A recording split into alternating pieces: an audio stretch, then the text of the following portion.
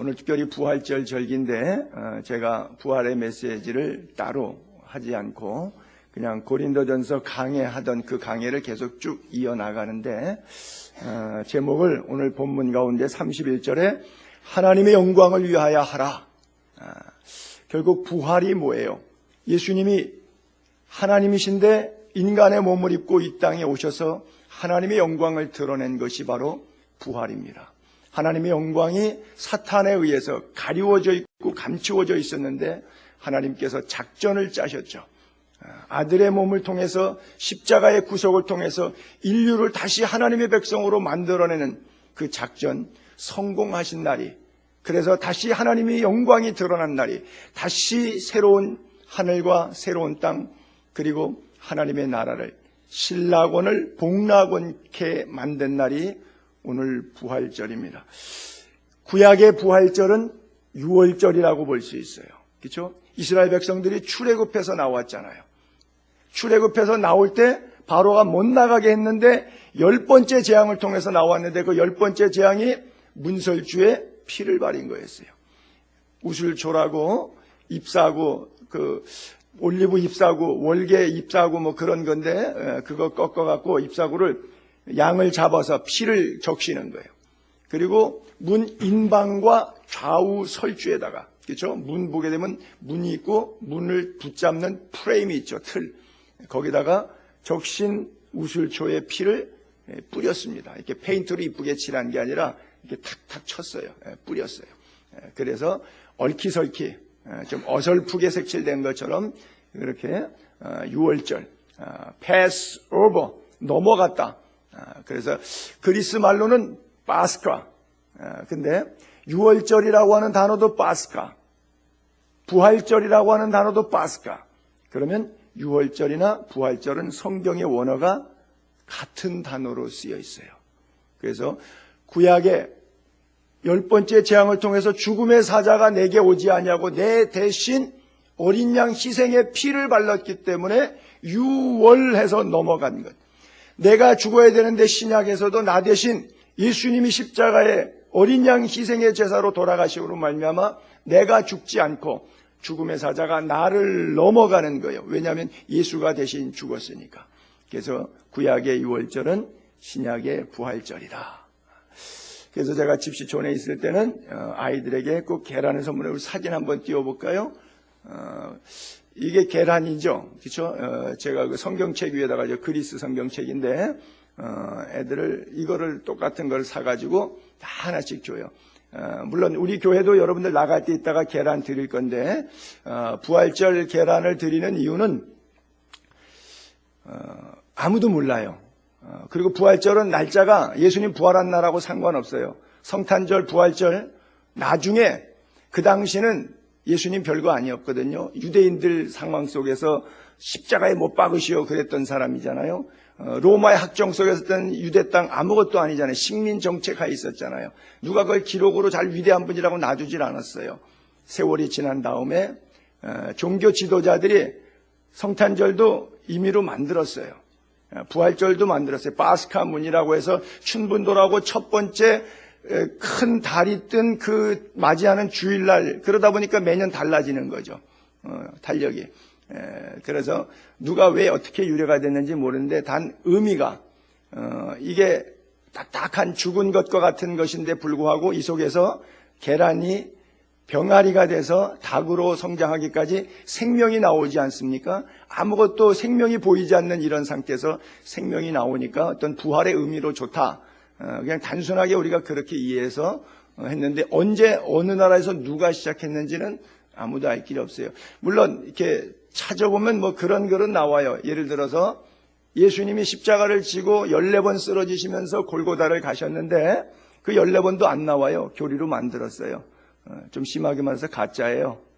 쓰러져서 갈 때 도중에 구레네 시몬이라고 하는 사람 몇 번인가는 쓰러졌겠죠. 14번은 아니겠지만 쓰러질 때 한 번은 너무 힘드니까 몇 차례 쓰러지니까 로마 군인이 더 이상 힘이 없으니 안 되겠다. 그래서 옆에 있는 사람을 잡아 당겨가지고 십자가를 대신 지고 올라가게 만들었어요. 그 사람이 저 북아프리카 리비아에서 온 사람인데 구레네, 거기 구레네라 그래요. 이름이 시몬이에요. 유대인인데 이민을 가갖고 디아스포라처럼 리비아 가서 살고 있던 유대인 출신의 사람이었습니다. 그 사람을 붙잡아서 억지로 십자가를 매겼는데 그 사람이 직업이 달걀 장사래요. 그래서 부활절이 거기서 달걀이 의존했다. 근데 거기다가 누가 또 하나 더 붙였어요. 글을 읽어보니까 뭐라고 하냐면, 그래서 십자가 지고 그 사건 이후에 고향으로 돌아갔더니 자기 집에 양계장이니까 닭을 줄줄줄 많이 낳았을 거 아니에요. 가보니까 전부 무지개 색깔이 되어 있더래요. 껍데기가. 그래서 그때부터 또 색칠하기 시작했대요. 믿거나 말거나. 그러나 이런 것들이 하나 이제 외형적으로 종교가 강화되다 보니까 그런 스토리 나오는데, 사실은 그가 옷 다 벗겨냈고 중심은 속에 예수 그리스도의 참된 부활, 시기적으로 올라가서, 여러분 여기 제가 잘 가운을 안 입는데 지난주도 고난주간 성찬식하고 오늘도 세례식이 있어서 부활절에 맞춰서 가운을 입었는데, 이 가운은요 성경에 있는 가운도 아니에요. 이것은 100여 년 전에 선교사들이 들어갔고 목회자에게 어떻게 입힐까 하다 보니까 미국에는 유치원 애들도 가운 입히고 졸업하고 중고등학교, 대학교 다음부터 학위 수여식 할 때 가운을 입혀요. 그 학위 수여식에서 이거 온 가운을 그냥 이렇게 입는 거예요. 왜냐하면 좀 더 거룩해 보이라고. 여러분, 거룩한 것이 이 가운을 통해서 여러분들에게 거룩한 느낌을 줄 수 있을까요? 물론 그럴 수도 있겠죠. 어떤 사람에게는 시각적으로, 모두에게는 아니지만. 그래서 교황이 여기다가 삼중간을 쓰는데 이 금과 보석, 다이아몬드, 루비, 청보석, 홍보석 박은 것이 얼마짜리냐? 3억 원짜리 모자를 써요.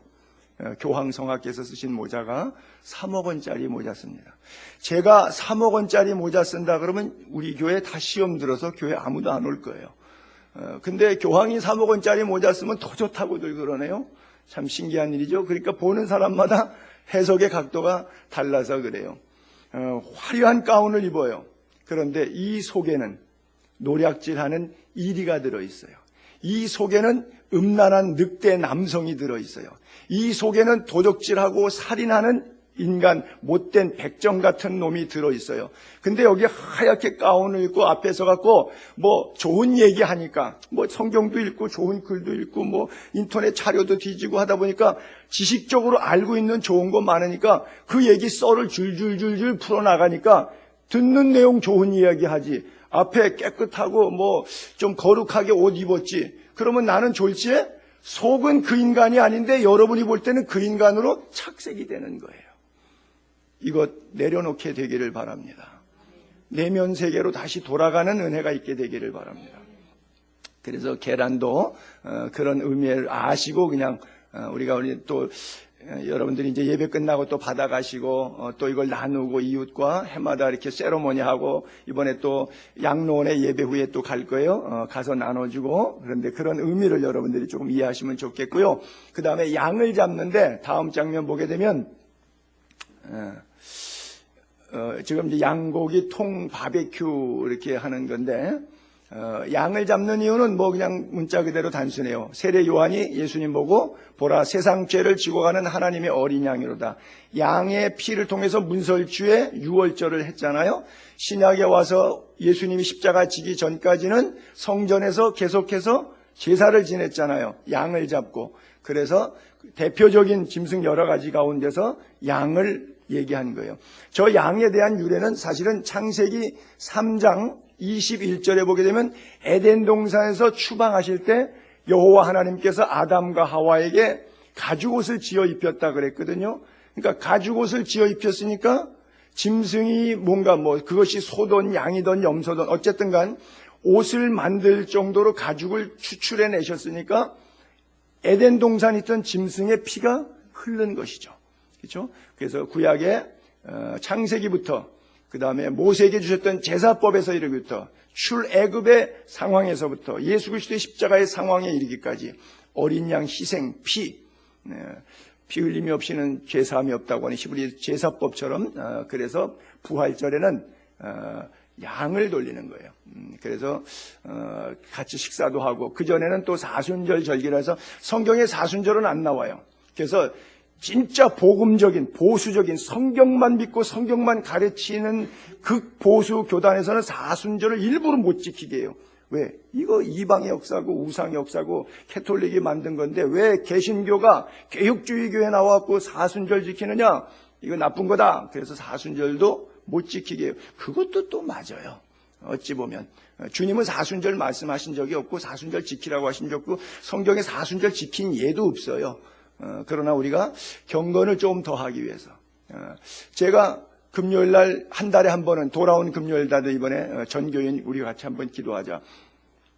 물론 평소에도 기도하시겠지만 그래도 최소한도 우리가 한 달에 한 번 정도만이라도 첫째 주 금요일만이라도 모여서 우리가 1시간 2시간 뜨겁게 하나님과 겟세마네 동산에 나아가는 그런 은혜로 기도해야 되지 않겠느냐라고 해서 여러분들 독려하는데 그것이 성경에 나와 있지 않아요. 성경에 어디 한 달에 한 번씩 전교인 동원해서 교회에서 예배나 기도들이 나와 있지 않아요. 그러나 성경에 다 있진 않지만 우리들의 신앙생활을 강화하는 데 도움이 된다면 경건의 훈련은 필요한 거니까 말씀과 기도 훈련을 하자. 그런 의미에서 여러분들에게 좀 나오시라고 하는 것이죠. 자, 고린도전서 15장 12절 제가 한번 띄울게 보세요. 많은 사람들이 부활을 믿지 않습니다. 그리스도께서 죽은 자 가운데서 다시 살아나셨다 전파되었거늘 너희 중에서 어떤 사람들은 어찌하여 죽은 자 가운데 부활이 없다 하냐.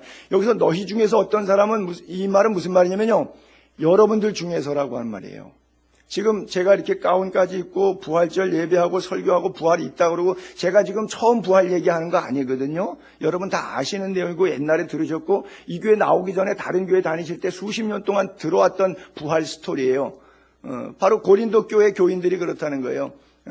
죽은 자 가운데 다시 살아났다 전파되었거늘 이미 다 공개된 사실이고 수백 번 설교 들은 내용 이거를 너희 중에 어떤 사람들은 여기 앉아있는 여러분 가운데서 부활 없다 그렇게 생각하고 지금 앉아 계신 분도 계시다는 이야기입니다. 만일 근데 여러분 제가 권면드립니다. 성경 그대로 바울처럼 만일 죽은 자의 부활이 없다면 여러분들이 생각하는 것처럼 죽은 자의 부활이 없다면 예수 그리스도께서 다시 살아날 이유가 없어요. 살아나지도 못했어요. 14절 그리스도께서 만일 그렇게 다시 살아나지 못했다면 부활이 없었다면 우리가 전파하는 건 목사 설교 시대의 사기극이라 그랬죠. 제가 지금 설교하고 있는 것 이거 사기치고 있는 거예요. 전파하는 것 헛것이요. 그 다음에 그걸 듣고 앉아서 헌금 내고 이 시간에 앉아있는 여러분 믿음 생활한다고 신앙생활한다고 앉아있는데 여러분 다 이거 도루묵입니다. 이거 쓸데없는 짓 우리가 앉아서 하고 있는 거예요. 이 시간에 가서 등산하고 건강관리하고 그 돈 가지고 맛있는 거 사 먹고 비타민 사 먹고 해야 되는데 그 헌금 갖다 내고 여기 모여갖고 이 자리에 앉아갖고 뭐 찬송하고 예수 부활하셨네 잊지도 않은 부활. 그렇죠? 그런 얘기예요. 고린도 교회 교인들 가운데 그렇게 믿는 사람들이 있었어요.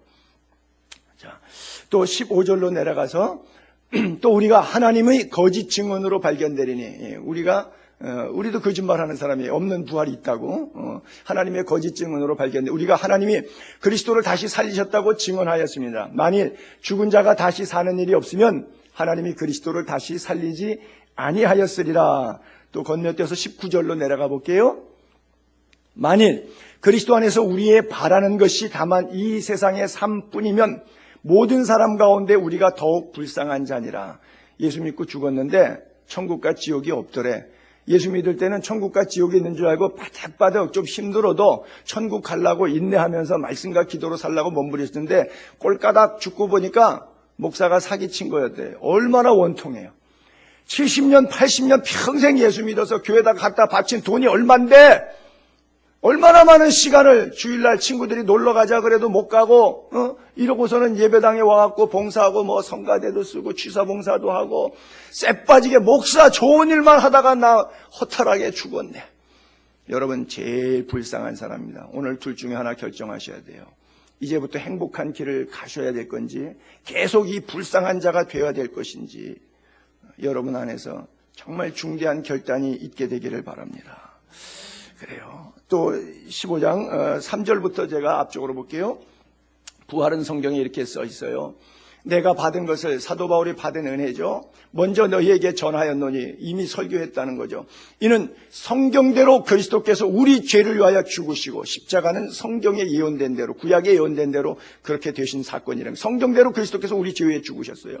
그 다음에 무덤 속에 들어가서 장사된 바 되었다가 성경대로 다시 사흘 만에 다시 살아나서, 구약에도 예언하셨고 예수님께서도 성전 헐라 내가 사흘 만에 다시 짓겠다, 성전된 자기 육체를 가리켜 하신 말씀이라 살아생전에 예수님의 설교서에도 있었고요, 성경대로 사흘 만에 다시 살아나셨습니다. 그리고 부활하신 주님이 첫 번째 게바에게, 베드로에게도 보이셨고요, 또 12 제자 있을 때도 마띠아와 함께, 두 번째는 또 도마가 손 안 넣어보면 못 믿겠다 그랬을 때 또 나타나셨잖아요. 12 제자들 모였을 때요. 거기 때는 가룟 유다가 빠지고 마띠아가 들어가죠. 그 후에 500여 형제들에게 일시에 보이셨다. 지금은 다수는 살아있고 어떤 사람은 잠들었다. 저 성경이 쓰여질 당시는 예수님이 부활 사건에서부터 약 20년이 지나서 고린도 전서를 썼을 당시니까, 그 20년 안에 20년 전 사건이니까 아직 살아남은 사람도 있고 죽은 사람도 있다, 그 얘기예요. 그 다음에 그 후에 야고보, 예수님의 친동생이죠. 그렇죠? 마리아와 요셉 사이에서 태어난 예수님의 친동생 야고보서의 저자 야고보 장로에게도 보여줬고요. 그 다음에 또 모든 사도에게와, 여기 모든 사도는 뭐 그 밖에 12제자가 아닌 사도가 있어요. 뭐 선지자 아가보도 사도 역할을 했고요, 또 신라도 사도 역할을 했고요, 이런 사람들에게. 그 다음에 맨 나중에는 팔불출 같은 내게도 보이셨다. 만삭되지 못하여 난 같은, 참 어리석어도 그렇게 머리가 없는, 한심할 정도 어리석어네. 팔불출이라 그러는데, 자신을 가리켜서 하나님 앞에 만삭되지 못하여 한 자가, 실제 사도 바울이 만삭되지 못해서 났다는 것이 아니라 like this, 이것처럼 만삭되지 못한 자 같은, 그러니까 덜 떨어진 녀석 같은 나 같은 존재에게도 하나님이 찾아오셔서 보여주셨다, 그런 말씀하고 있어요. 그래요. 자, 오늘 다시 본문으로 돌아가서 바울은 이렇게 말하고 있습니다. 이 부활의 사건에 관해서 정말 하나님의 영광을 위해서 우리가 살아야 된다고요.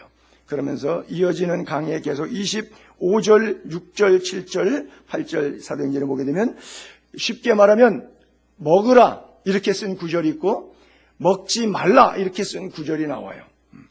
무릇 시장에 파는 것은 양심을 위하여 묻지 말고 먹으라. 불신자가 누가 너희를 청하거든 가서 묻지 말고 먹으라. 근데 혹시 알게 했으면 먹지 말라 그래요. 이 본문 내용이 갖고 있는 배경은 제가 한 차례 여러분들에게 설명을 드렸고, 또 성지순례 갔다 오신 분들에게는 제가 누차 말씀을 드렸는데, 고린도가 갖고 있는 지리적인 상황적 배경입니다. 고린도는 비너스, 아프로디테를 주격신으로 섬겨서 신에 대한 제사를 지내는데 여러 개의 신상들이 많이 있었고요, 그 중에 신의 중심에는 태양의 신 아폴론의 신전이 있었고, 아폴론의 신전을 언덕 위에 세워놓고 그 언덕 기슭 사방으로 돌아가면서 칸막이 돼가지고, 성경에 아고라라고 헬라어에 써 있는데 저작거리라고 하는 시장터가 있고요, 신전에서 제사드린 제물이 축산 유통 구조 자체가 이 칸막이가 되어 있는 시장터로 팔려 나오는 거예요. 그래서 시장에서 사 먹어도 우상 제물이고, 남의 집에 가서 밥 먹어도 그 사람도 반찬을 도살한 것이 아니라 시장에서 사다가 반찬을 만들어놨기 때문에 우상 제물이고, 그러니까 교인이든 안 교인이든 신불신 간에 떠나서 고린도 지역에 생존한다는 문제는 식거리에 있어서의 육류는 100% 우상의 제물을 먹을 수밖에 없는 상황인 거예요. 그러니까 여러 지역의 선교 여행을 다 갈라디아, 에페소, 빌립보 다 다녀보지만 고린도에 와서만큼은 사도 바울이 빠져나갈 길이 없는 아주 특이한 사회적 구조를 가진 거예요. 그들의 신화적 배경 때문에. 그러니까 이거 어떡하나, 그냥 묻지 말고 먹으라. 그림 사진 한 장 더 있으면 이렇게 올려볼까요? 저게 신전인데, 신전 앞에 보면 대로변이 이렇게 쭉 아스팔트가 깔려 있는 것처럼 대리석으로 길 포장 쭉 되어 있고요. 그러니까 앞쪽에 있는 포장길과 뒤쪽 언덕에 있는 신전 그 사이에는 칸막이들이 쭉 나와 있지 않습니까? 그 칸막이들이 전부 다 가게들이에요. 미음자로 뺑 돌아가면서. 쉽게 말하면 정육점도 있고 옷가게도 있고 신발 가게도 있고 여러 가게들이 쫙 질비해 있단 말이죠. 그러니까 축산, 유통, 구조 자체에 의해서 신전에서 제사드린 물건들이 팔려나가니까 너나 없이 전부 다 무당이 굿한 고사똥 먹듯이 고기 사 먹는 것, 남의 집에 가 먹는 모든 고기는 그 지경이 되어 있었다는 말이죠. 그러니까 사도 바울이 그들에게 이것을 묻지 말고 먹으라 그래요. 자, 근데 성경 구절 사도행전 15장 28절하고 29절을 띄워볼게요. 1차 전도행 끝나고 나서 2차 전도행 때 바울은 고린도로 갑니다. 1차는 터키만 해당돼요. 터키에 가니까 이방인들이 많았는데 그들이 할례 안 받았는데도 성령님에서 구원받았거든요. 그러니까 할례를 받을 것이냐 말 것이냐 할 때 할례 없어도 된다. 단 할례 안 받아도 구원은 받지만 율법에 있는 것 가운데 최소치 4가지 항목, 요 최소치는 지키게 하자. 이방인들이라고, 유대인이 아닌 이방인이라도 그리스도 안에 들어온 사람들은 최소치 4대 요소는 지키게 하자. 그래서 성령이 우리는 이 요긴한 것들 외에 구원의 필수 문제들이죠. 요긴한 것들 외에는 아무 짐도, 어떤 율법적인 계명들 너희에게 지우지 아니하는 것이 옳을 줄 알았나니, 그러니까 이방인들에게 안 지우겠다는 거죠. 첫 번째는 우상의 제물 먹지 말라. 두 번째는 피 먹지 말라. 세 번째는 목매어 죽인 것 먹지 말라. 네 번째는 음행하지 말라. 멀리할지니라. 이에 스스로 삼가면 잘되리라. 평안함을 원하노라 하였더라. 그래서는 사도 바울에게 이 얘기를 말하고 글로 편지를 써가지고 가져가갖고 전도할 때 쓰려는 거예요. 그래서 1차 전도행 때 저 보고사항을 가지고 가서 2차 전도행 때 고린도에 왔어요. 고린도에 와가지고 이걸 가르쳐야 돼요. 우상제물 먹지 말라고. 근데 가르치려다 보니까 안 맞아요. 곤란해요. 기도했어요. 하나님, 내가 예루살렘 공회 교단 총회에서는 결정된 내용들을 가지고 올라왔는데 그 교단 총회에서 준 결정대로 목회를 하려다 보니까 목회 현장에 살아가는 성도들은 이것을 시행할 수 없는 조건이네요. 그러면 어떻게 해야 됩니까? 그 마음속에 그런 감동이 온 것 같아요. 교단의 정치적인 논리에 의해서 성경 해석하게 신학적 교리로 규정한 것보다 성경 말씀은 예수 그리스도를 통한 구원이 더 중요하고 생명 살리는 게 더 중요한데 율법을 지키는 것보다 은혜로 구원을 시행하는 게 낫다. 이런 감동을 바울이 받은 것 같아요. 그래서 감히 일개의 목회자가 교단, 대교단인 총회가 결정해 준 사항을 자기가 총회식으로 표현하면 위배하고 그것을 뒤로 하고 자기 양식대로 토착화 선교의 목회를 했어요. 유대인들이 극렬하게 미워했던 이유가 바로 이런 것들이에요.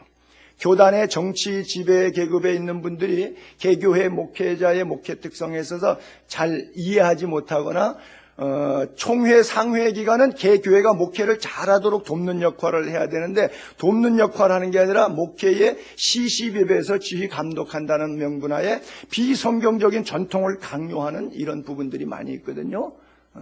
바로 이 바울 시대 때 이랬어요. 그러니까 바울이 늘 유대인들로부터 미움을 받고 율법을 안 지키는 사람으로 아주 낙인 찍혔던 이유가 그런 배경을 가지고 있어요.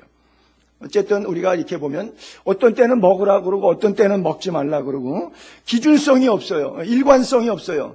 그러니까 제가 여러분들에게 그러죠. 여러분 술 구원하고 상관없으니까 마음대로 마셔도 됩니다. 이러면 또 어떤 분은 목사님이 술 먹어도 된다 그랬으니까 많이 먹잖아요. 날마다 술만 먹는 거예요. 그런데 제가 말하고 싶은 의도는 뭐였을까요? 웃으시는 거 보니까 제가 안 가르쳐 드려도 될 것 같아요. 그래요. 우상제물 얘기할 때 고린도전서 8장 1절에 우리가 강에 지나갔었는데 이런 써 있었댔죠. 사도 바울이 우리가 2장 앞에서 우리 지금 10장 보는데 8장 1절에 그랬어요. 우상제물에 대하여는 우리가 다 지식 있는 줄 아나 그까지 지식이라고 하는 것, 신학적인 것, 교리적이라고 하는 것 이게 뭐예요? 교만만 떨어요. 그러나 사랑은 어떻게 해요? 덕을 세우는 거예요. 그러니까 교회 오래 다닌 사람들은 자기 나름대로 지식이 있어요. 근데 그 지식 때문에 목사도 정죄하고 초신자도 정죄하고 옆에 있는 집사, 장로, 권사들을 정죄해. 왜? 내가 아는 게 있으니까. 그 아는 지식 때문에 아주 교만해요. 얼마나 많은 부분에 있어서 이런지 몰라요. 그런데 주님이 요구하시는 것은 성경을 아는, 교회 오래 다녀서 전통에 쩔어가지고 뭔가 알고 있다고 하는 그 지식이 아니라 십자가의 사랑의 피로 하나 되고 은혜로 구원을 더 많은 사람들에게 증거하기를 원하시는 것이 하나님의 뜻이라고 하는 거예요. 왜 우상의 제물을 금했는지 그 이유를 분명히 알아야 돼요. 여러분, 우리가 지난 시간에 성찬을 통해서 메시지 바로 직전 강의 설교 때 들었지만 우상의 제물을 하지 말 이유는 뭐라 했어요? 주의 잔과 귀신의 잔을 겸하여 섬길 수 없다. 주의 식탁과 귀신의 식탁을 겸하여 먹을 수 없다. 그 이유가 뭐예요? 귀신과 교제하는 것이기 때문이다. 정확하게 언급해 줬잖아요. 그러니까 우상의 제물을 금하는 이유는 우상의 제물을 먹는 순간 귀신과 교제하는 것이기 때문이라는. 여러분, 기독교는 제사 종교예요. 그렇죠? 창세기부터 우리에게 제사 있어요. 제일 먼저 인간이 뭐예요? 가인이잖아요. 가인이 뭐였어요? 아벨하고 가인이 무엇 때문에 문제가 생긴 거예요? 제사 때문에 문제 생겼어요. 누구 제사는 받고 누구 제사는 안 받고. 인류 최초에서 시작된 인간들은 무엇을 제일 먼저 하기 시작했냐면 제사라는 걸 했어요. 왜요? 하나님의 의도하심이었어요. 가인과 아벨이 뭘 알아요? 하나님이 제사 드리라고 했으니까 드렸지. 딱 태어났어요. 처음 태어난 아이가 지식이 있어요? 정보가 들어오기 전에는 어떤 것도 할 수 없어요, 사람은요. 정보가 들어오니까 기계도 알고, 전자도 알고, 물리, 화학도 알고, 운전할 줄도 알고, 정보가 들어오니까 정보가 입력돼 사람의 손과 발로 움직이지. 이 브레인이 정보가 없어서 명령을 안 내리는데 손과 발이 어디 움직여서 뭘 할 수가 있어요. 가인과 아벨이 하나님으로부터 정보를 받았기 때문에 제사를 했기 때문에 제사는 하나님이 명령하신 거예요. 기독교는 제사 종교입니다. 다른 말로 할게요. 기독교는 예배 종교입니다. 하나님이 가장 기뻐하는 게 뭐예요? 예배 받으시는 거예요. 그런데 우리가 여러분들 주일날 다 이렇게 교회 나오셨으니까 참 감사합니다. 여러분, 지식적으로 예수 믿으면 예배당 가야 돼. 이래서 나오십니까? 아니면 사랑으로, 하나님에 대한 사랑으로 나오십니까? 지식적으로 나가는 교회는 율법적으로 나가는 거예요. 내가 목사가 돼서 교회를 안 나가면 되나? 내가 장로가 돼서 권사가 돼서 교회를 안 나가면 되나? 주일 성수해야지. 이 개념으로 교회를 오시면 아직은 아닌 겁니다. 하나님을 사랑하기 때문에 가야 돼요. 가인의 제사는 하나님이 주신 정보에 의해서 드리라고 하니까 드린 제사였을 것이고, 아벨의 제사는 그가 하나님을 사랑했기 때문에 신령과 진정으로 드린 제사였을 거예요. 지금도 여러분들의 예배, 하나님이 받으시는 예배가 있고, 어떤 분들은 그러죠. 주일날 교회 언제 한번 주일날 예배 빠졌더니 내가 그때 차 부딪혀갖고 차 사고 났어. 그래갖고 교통사고 날까봐 교회 오시는 분 계시죠. 응? 내가 알고 있는 그런 교회의 얄팍한 지식, 전통 때문에 교회를 와서 예배 드리는 분도 있고요. 하나님에 대한 사랑 때문에 예배 드리는 사람이 있어요. 여러분, 분명히 기억하십시오. 기독교는 공포의 종교가 아닙니다. 사랑의 종교임을 믿게 되기를 바랍니다. 그래서 이유가 뭐예요? 그런즉 31절, 32절, 33절의 본문에 그런즉 너희는 먹든지 마시든지 뭘 하는지 이 내용이 중요한 것이 아니라 너희 안의 삶의 전반에 다 all together, 다 하나님의 영광을 위하여 하라. 31절, 하나님의 영광을 위해서 하는 거예요. 예수님이 이 땅에 말밥통에 오셔서 10대 소녀의 자궁에 들어가셔서 비참하게 인류의 생활을 사시고 마지막에는 나무에 달려 돌아가셨기까지 전생에 33년인 비루하고 비참하지만은 그 예수님께서 그렇게 되신 것 딱 하나는 이유는 뭐예요?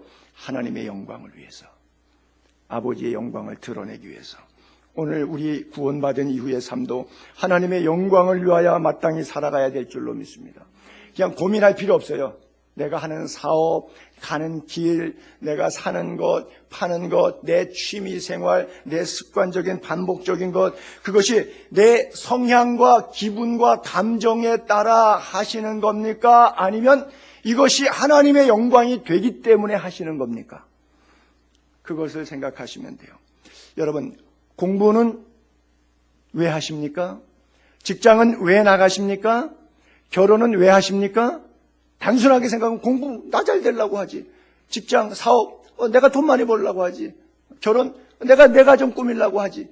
나가 중심인 사람이 있을 수 있을 겁니다. 그렇지 않습니다. 결혼도 하나님의 영광을 위해서 하는 겁니다. 사업도 하나님의 영광을 위해서 하는 겁니다. 열심히 공부하는 것도 하나님의 영광을 위해서 하는 겁니다. 삶의 초점이 하나님의 영광이 될 수 있게 되기를 바랍니다. 예를 들어서 반대편적으로 마약이라든지 또 도박이라든지 음란이라든지 그런 것은 내가 왜 하겠어요? 하나님의 영광 된다고 생각해서 할까요? 안 그러면 내 기분, 감정, 육체의 쾌락을 위해서 할까요? 답은 나와 있지 않습니까? 그렇다면 여러분들이 하고 있는 모든 삶의 전반에 있어서 하나님께 물을 필요 없어요. 그냥 잠깐 생각만 해도 돼요.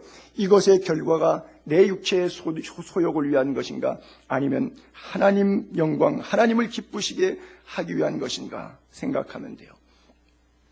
그리스의 소크라테스라든지 플라톤이라든지 2500년 전의 철학자들은 그런 표현을 썼어요. 철학계론 보게 되면 이런 단어가 많이 나오는데 형이상학적, 형이하학적 이렇게 조금 사도 바울도 이것을 로마서 쓸 때는 이면적, 표면적 이런 표현을 썼는데 뭐냐면 형이상학적이라고 하는 것은 안 보이는 세계까지 이해하는 거예요. 형이하학적이라고 하는 것은 그냥 보이는 것이 다인 줄로 알고 그 영역 이상을 뛰어넘지 못하고 그냥 짐승처럼 살아가는 삶. 인간이 정신세계가 없이, 마음세계, 사랑의 세계가 없이 육체의 육감, 맛, 멋, 눈, 시각, 즐거움대로만, 내 육체의 정욕대로만 사는 인간은 형이하학적, 이런 그리스도인이라고 볼 수가 있고요. 육체를 제어하면서까지도 내 영 속에 악령이 아니라 성령이 지배해서 성령이 기쁘게 하신다. 하나님의 뜻대로 살도록 돈 쓰는 것, 시간 쓰는 것, 삶에 가는 모든 전반에 나의 삶의 영역의 울타리들이 주를 기뻐하시는 대로 가고 살아가는 것. 이것을 바로 형이상학적 그리스도인이라고 하는 거예요. 하나님의 영광을 위해 산다는 것은 바로 그런 것을 얘기하는 거예요. 로마서 6장 4절을 한번 볼게요. 예수 믿은 다음에 그러므로 우리가 예수 믿었기 때문에 그의 죽으심과 합하여 세례를 받음으로, 오늘도 우리 천장식 성도님이 세례를 받으시는데 세례 받는 이유는 뭐예요? 이제는 내 옛사람, 내 죄, 못된 성품은 그리스도의 십자가의 죽으심과 함께 내 죄도 죽는 거예요. 죽으심과 합하여 세례받고 그와 함께 장사되었나니, 이제 다 죽었어요. 무덤에 들어갔어요. 이는 아버지의 영광으로 말미암아. 거기에서 그리스도인의 삶이 드러나는 거예요. 하나님의 영광이 여기서 드러나는 거예요. 그리스도를 죽은 자 가운데서 살리심처럼 우리도 또한 새 생명 가운데 행하게 하려 함이니라. 그렇죠? 같은 생명이 아니에요. 세례 이후의 생명은 새 생명이에요. 세례 이전의 생명은 옛 생명이니까 옛 생명은 옛 성품이 원하는 대로 사는 것이고, 세례 이후는 죽으심, 십자가의 죽으심 이후에 부활로 다시 태어났을 때는 새 생명, 예수 그리스도의 생명으로 사는 거예요. 그러므로 내가 사는 것은 이제 육체 가운데 살 때 내가 사는 것이 아니라 내 안에 그리스도께서 사신 것이라 그랬어요. 여러분 안에 주님이 살게 되는 역사가 있게 되기를 바랍니다. 세례받은 이후에도, 교회 다니면서 예수 믿은 이후에도 여전히 내가 사는 것이 아니라 내 안에 예수님이 살게 되기를 바랍니다. 어저께 강의 갔다가 오는데 저는 차 안에서 설교를 많이 듣거든요. 어떤 목사님이 자기 딸이 삼수해가지고 이번에 3월 학기 대학에 들어갔대요. 근데 그 1, 2월 달에 원서 넣어놓고 삼수째니까 새벽 예배를 나오는데 정말 피눈물 날 정도로 그렇게 눈보라가 치는데도 새벽 예배 가더니 원서 넣어놓고 하나님 합격시켜달라고. 그래서 합격 통보를 학교 측부터 인터넷 들어가서 오후에 딱 받았대요. 그 다음날부터 새벽 예배 안 나오더래요. 그래서 목사님이 딸한테 그랬대요. 야, 교인들 보기도 민망하다. 교인들 보기 민망한 게 아니라 하나님 보시기에 민망하죠. 우리 친구가 그러더라고요. 자기 여동생이, 자기가 장로 아들이니까 자기 여동생도 장로 딸이죠. 그렇게 제사 지내는 집에 가게 되니까 반대했대요. 결혼하지 말라고. 근데 남자가 내 결혼하면 나도 예수 믿을 거라고. 우리 절대 우리 집안 제사 안 지낸다고. 그래서 또 실제 연애할 때 교회도 따라 나와주고. 그래서 결혼했대요. 신혼여행 갔다 와서부터 지금까지 20년 지났는데 부인도 교회 한 번도 못 갔대요. 뭐 이건 시대의 사기극이 아니라 현실적인 겁니다. 하나님의 말씀에서 조금 벗어나도 괜찮을 것 같은데, 하나님께서 그렇게 용서하는 경우도 없지 않아 있는데, 그렇지 않을 때도 있다는 걸 알아야 돼요. 여러분, 마귀는 보통 교활한 게 아닙니다. 여러분, 고양이가 쥐를 좋아합니다. 근데 쥐를 사랑할까요? 쥐를 사랑하지는 않습니다. 무슨 말씀인지 아시겠죠? 좋아합니다. 그러나 사랑하지 않습니다. 좀 이렇게 확대해서 표현해 볼게요. 여러분들이 예수를 시험 당하지 않고 어려움 안 당하고 믿으려면 적당히 믿으세요. 그러면 마귀가 여러분 가지고 안 놀아요. 어차피 결국은 마귀 거 될 거니까, 지 거 될 거니까 별로 속 안 새겨요. 근데 여러분, 정말 내가 이렇게 살아서는 안 된다. 이렇게 해갖고 내가 구원을 마지막 때까지 이룰 수가 있겠는가? 주의 부활과 십자가의 은혜를 내가 이렇게 받고 살면 되겠는가? 몸부림치면서 금식하며 기도하며 말씀대로 살라고 내가 손해보면 손해보리라. 마치 베드로가 거꾸로 십자가를 지듯이 자존심 상하면서 피가 끓는 것 같은 자존심 포기하고 살라고 몸부림쳐보세요. 엄청나게 시험이 옵니다. 그러니까 대부분 그 시험을 못 견디고 다시 돌아가는 거예요. 이게 뭐예요? 40년 동안 이스라엘 백성들이 광야에서 돌아가자 못 살겠다. 여긴 고기도 없다, 파도 없다, 부추도 없다, 마늘도 없다, 물도 없다, 먹을 양식도 없다. 다 돌아가자는 거예요. 계속해서 40년 동안 한 번도 돌아가자고 말한 적이 없고 매년 매달 매일 날마다 돌아가자는 거예요. 왜? 나오면 좋을 줄 알고 6월절 넘어서 홍해바다 건너니까 막 신나던 시온의 대로 영광이 펼치라. 예수 믿으니까 다 잘 될 줄 알았어요. 근데 예수 믿으니까 무슨 일을 만나든지 만사형통하리라. 찬송을 불렀는데 살아보니까 무슨 일을 만나든지 만사불통이요. 죽겠어. 힘들어. 종교 바꾸니까 집안에 우환이 온다는 옛날 삼신 할머님들의 말씀이 맞구나. 그러고 돌아가는 거예요. 여러분, 그 곡기를 끊고 끝까지 믿음 지킬 수 있게 되기를 바랍니다. 많은 분들이 그러죠. 목사님 설교대로 살면 인생 못 살아요. 맞아요. 제가 10분 이해합니다. 제 스타일로 살진 마십시오. 여러분 오해는 하지 마시고 들으세요. 제가 벌써 5년째가 되네요. 5년 전에 교회를 개척했어요. 한 6개월, 1년 되기 전에 우리 교회 신학생이 한 분이 왔어요. 여학생인데 마지막 학기 등록금이 좀 어려운 학생이 왔어요. 시골에서 부모님의 반대 때문에 올라왔는데 놓쳤는데 혼자 신학 공부하는데 마지막 1년 남았어요. 그런데 듣고 보니까 사연이 딱해. 300만 원을 등록금을 해줘야 되겠는데 어떻게 해줄 길은 없고 제가 그때 교회에서 저에게 200만 원을 주었어요. 제가 그것을 그 자매에게 등록금에 보태라고 주었어요.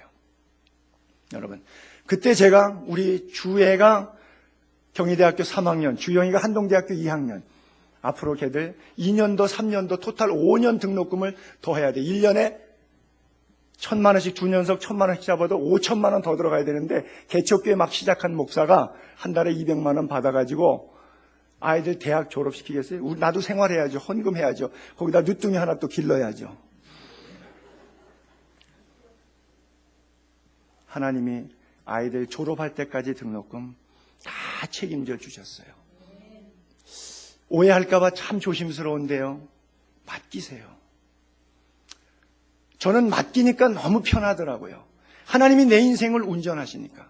내가 운전대에 있으니까 비 와도 차 미끄러질까 걱정, 눈 내려도 이거 차 앞차 박히게 할까봐 걱정. 내가 운전하니까 환경과 상황이 바뀔 때마다 부들부들 떠는 기도 제목이 왜 이렇게 많은지 모르겠어. 산 넘어 산이야. 이 문제 해결되면 편할 줄 알았더니 더 큰 문제가 오네. 첩첩산중이고 설상가상이네. 맡기세요. 내려놓으세요. 여러분 안 죽을 것 같아요? 곧 죽습니다. 부활의 소망이 있게 되기를 바랍니다. 삶에 너무 연연하지 마세요. 맡기면 하나님이 가장 좋은 것들로 채워줍니다. 그 경지에 이를 때 그가 거기 경지까지 가지 못하도록 사탄이 꾸준히 방해할 것입니다. 사탄이 하는 역할이 뭐예요? 24시간 잠도 안 자는 영물인데 그 녀석이 뭐 하겠어요? 여러분 신앙생활 잘하고 예수 믿고 복 받고 잘 가라고 자기 자식을 그냥 가게 내버려둘 사탄이 있겠어요? 없겠어요? 없지요. 그걸 있다고 생각하는 여러분들이 잘못 생각하고 있는 거죠. 성경은 어디에도 그렇게 가르치지 않습니다. 선한 싸움을 싸우라라고 말했어요. 영생을 취하라고 말씀하고 있어요. 예수 믿으니까 그 다음 날부터 시온의 대로가 열리더라 이렇게 써있는 성경 구절 있으세요? 없어요. 고난과 역경이 있지만 사도 바울이 예수 믿기로 작정한 다음에 예수 믿기 전까지는 시온의 대로를 열었습니다. 로마의 시민권을 가지고 사내들이 공무원으로서 정말 떳떳하고 정정당당하고 권력 누리면서 돈 맘대로 쓰며 살았습니다. 그런데 춥고 배가 고팠어요. 여러분, 로마 시민권을 가지고 권력가의 집안에 사내들이 공의원이 왜 배가 고파요? 왜 한 끼 식사 해결할 경제 능력이 없어진 거예요? 그래도 좋대요. 미쳤죠. 부활의 주님을 만나고 나니까. 아까 우리 읽었잖아요. 고린도전서 15장에 게바에게도 보이고 500여 형제에게도 보이고 야고보에도 보이고 마지막에는 팔불출 같은 내게도 부활한 주님이 나타났다고. 여러분에게도 그 주님이 나타나길 바랍니다. 정말 팔불출같이 살아가는 우리들의 인생에도 부활의 주님이 내 생에 찾아오는 은혜가 있게 되기를 주의 이름으로 축복합니다.